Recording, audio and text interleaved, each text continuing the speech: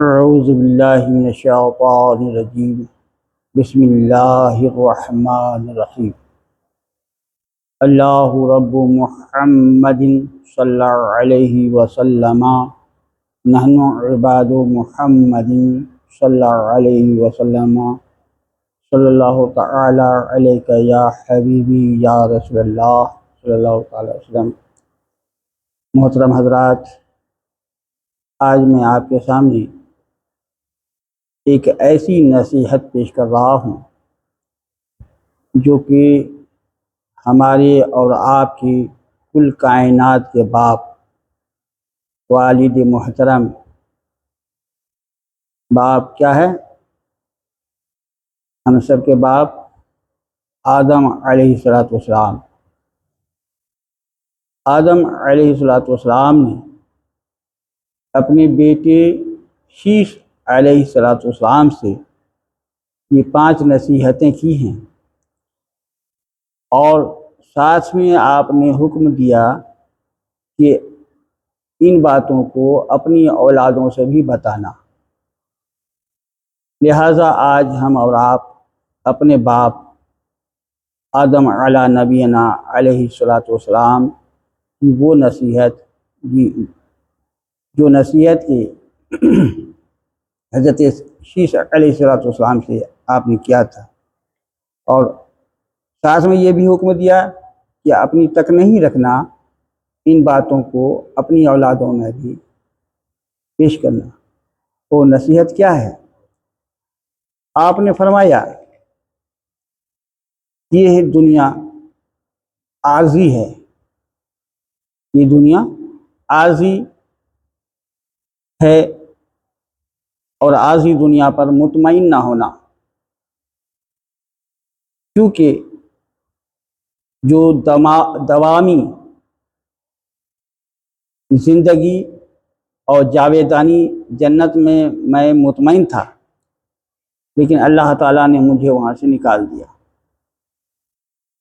پہلے اس بات کو سمجھیے، عارضی کے مطلب ٹیمپروری، وقتی طور پر، جو بالکل عارضی ہو کسی بھی چیز کو، جیسے آپ شامیانہ لگاتے ہیں یا مہمانوں کے لیے دسترخوان لگاتے ہیں، ایک عارضی طور پر، یہ ہمیشہ کے لیے نہیں ہوتا۔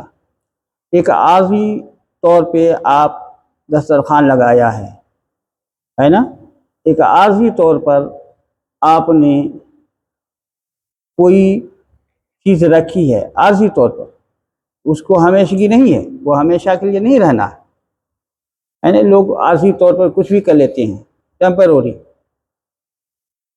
کچھ دنوں کے لیے۔ تو پہلے عارضی اس بات کو کہتے ہیں کہ جس میں دوام نہیں ہے، میں نے ہمیشگی نہیں ہے، وہ ٹیمپروری ہے، وقتی طور پر۔ جیسے شامیانہ لگایا، کام ہو گیا، ہم نے اتار دیا۔ شادی بیاہوں میں لوگ پنڈال لگاتے ہیں، وہ عارضی ہوتا ہے، وہ پنڈال اس وقت تک کے لیے ہے، یا جلسے جلوس میں پنڈال لگاتے ہیں، ایک عارضی ہوتا ہے۔ تمام چیزیں اس میں عارضی ہوتی ہیں، ہے نا۔ جلسہ ختم ہوتے ہی پنڈال سمیٹ دیا جاتا ہے۔ تو اسی طریقے سے یہ جو دنیا ہے، اس دنیا کو یہ دنیا کو عارضی کہا گیا ہے، یہ ٹیمپروری دنیا ہے، جس کو ہم نے اور آپ نے سب نے مل کر کے ہمیشہ کے لیے سمجھا۔ یہ ہمیشگی کے لیے نہیں ہے، یہ دنیا تو قائم رہے گی اس وقت تک جب تک کہ اللہ کا حکم ہے، ورنہ یہ بھی فنا ہو جائے گی۔ لیکن ہمارے لیے اور آپ کے لیے تو عارضی ہے۔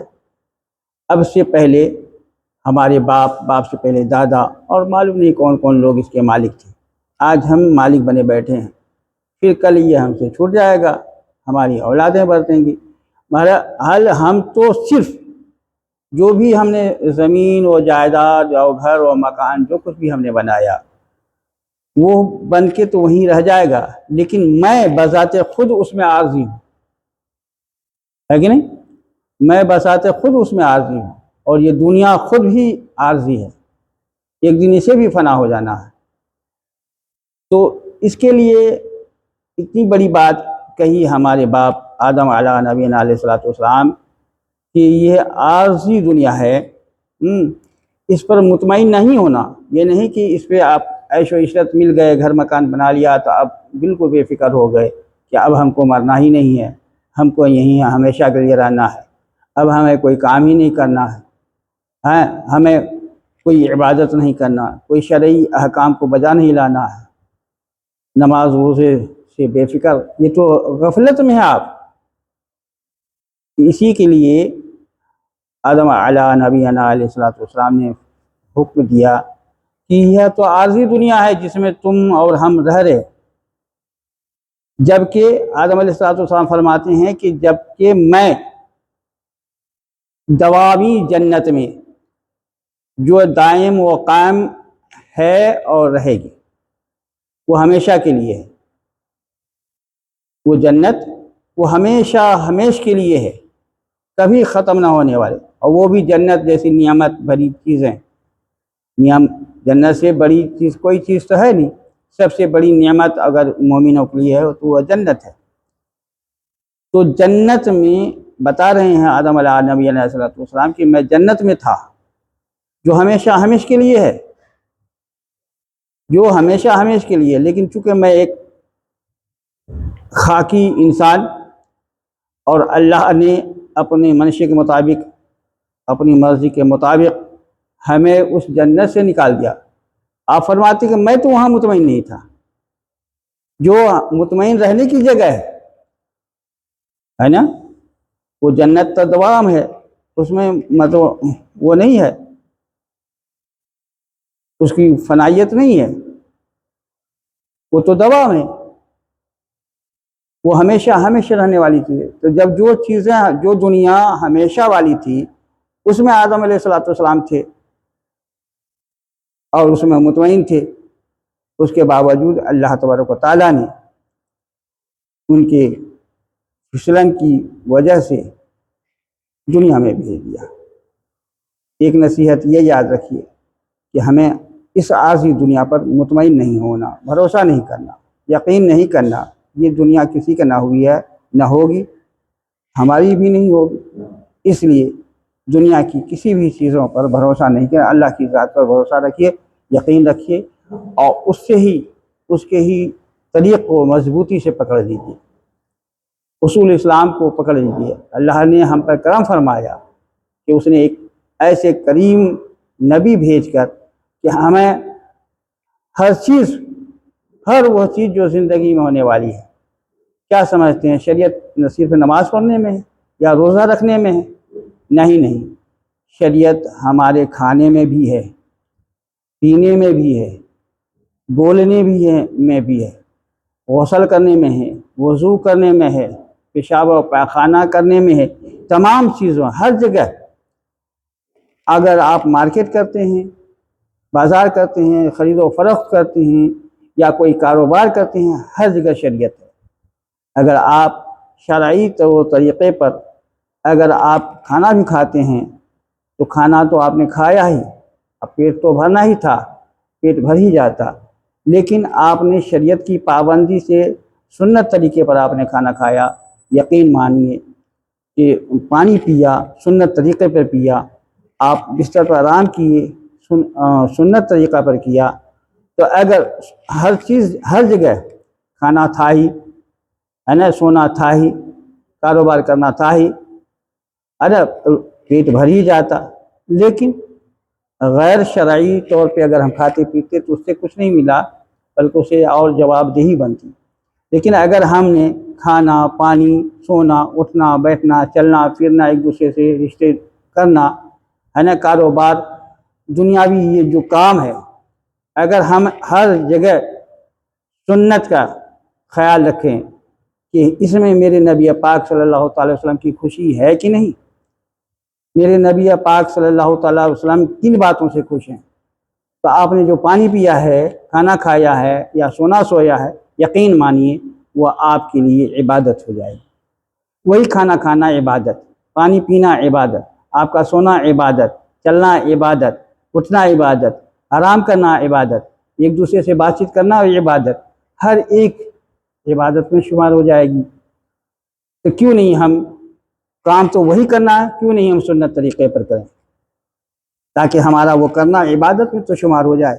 کام تو کرنا ہی ہے نا، رزق حلال کی تلاش کرنا ہی ہے، تو جب ہم کو کام کرنا ہی ہے، کھانا کھانا ہی ہے، سونا آرام کرنا ہی ہے، پانی پینا ہی ہے، تو کیوں نہیں ہم سنت طریقے پر پی لیں؟ کیوں نہیں کھانا کو ہم سنت طریقے پر کھائیں، تاکہ ہمارا ہر کام، ہر قول و فعل عمل عبادت میں ہو جائے، گویا ہم 24 گھنٹے عبادت میں ہماری شمولیت ہو جائے گی کہ ہم عبادت میں ہی ہیں۔ لیکن ہم آج کھانا تو کھاتے ہیں اللہ کے رزق سے، لیکن گائے گدھوں کی طرح کھاتے ہیں۔ اس سے کیا فائدہ ہو رہا ہے سوائے نقصان کے؟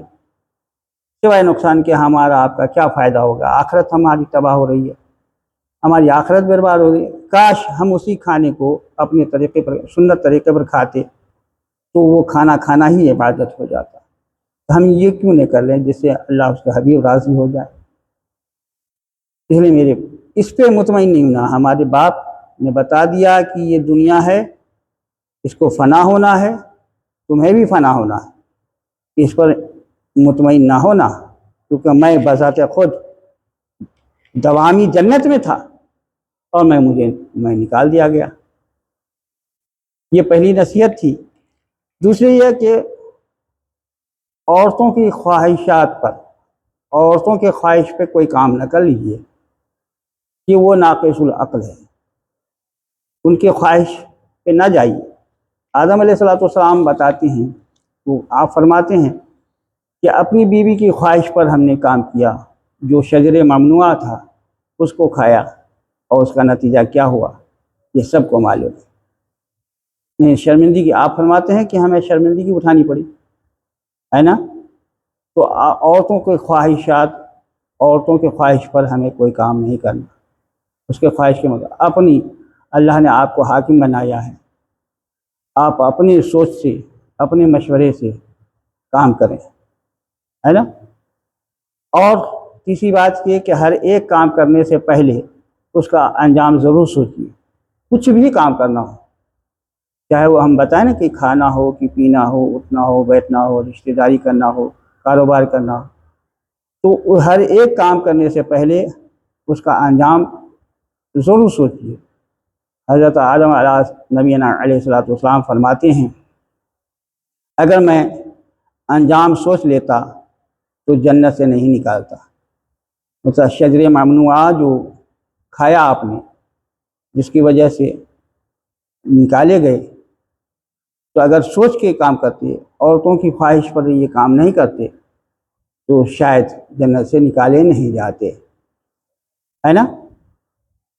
اچھا، چوتھی بات یہ ہے کہ جس کام سے تمہارا دل مطمئن نہ ہو اس کام کو بالکل نہ کرو۔